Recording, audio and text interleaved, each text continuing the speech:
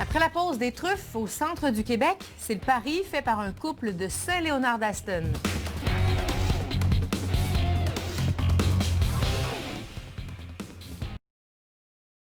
Faire pousser des truffes au Québec, c'est possible. Amélie, vous vous trouvez en ce moment dans la première plantation de truffes au centre du Québec à Saint-Léonard-d'Aston.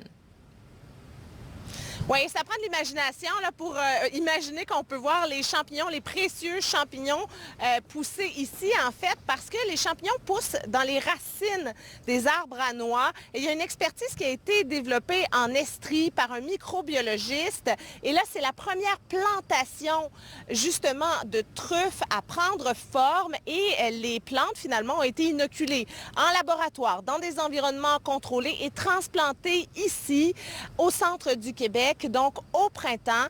Il va falloir être patient, par contre, avant de voir les précieuses truffes. On peut écouter une des 3 copropriétaires.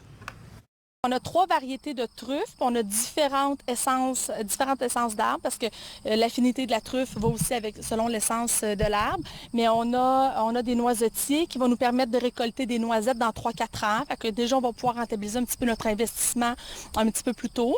Par la suite, on a une section de truffes des Appalaches, on a une section de truffes de Bourgogne. Ça va prendre environ 7 à 8 ans avant d'avoir la première culture de truffes. Puis on a une autre section où est-ce que c'est la truffe de Borchii qui est un petit peu plus agressive, puis qu'on pense qu'on devrait avoir un rendement d'ici 4 ans, là, nos premières cultures d'ici 4 ans. Ça fait rêver tout ça. Et en plus, Amélie, pourrait y en avoir d'autres?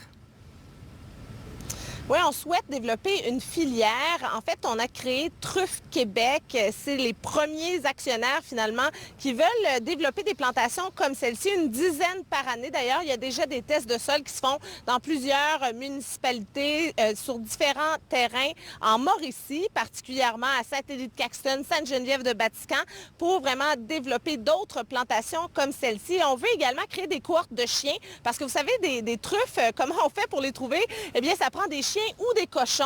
L'animal sent l'odeur aux racines de l'arbre et c'est comme ça qu'on sait qu'il y a des truffes qui sont prêtes. Donc, vraiment, ce sont des projets d'envergure. Moi, je la compare au début de la vigne au Québec. Les gens, ils savaient pas, ils avaient de l'expérience, ils avaient des connaissances scientifiques, mais on savait pas si c'était pour fonctionner ici au Québec. Moi, j'ai une très grande confiance là, on a déjà des preuves, mais moi, je suis certain qu'on va avoir un très beau réseau ici au Québec et qu'on va être une nouvelle région là, mondiale au niveau de la production de la truffe.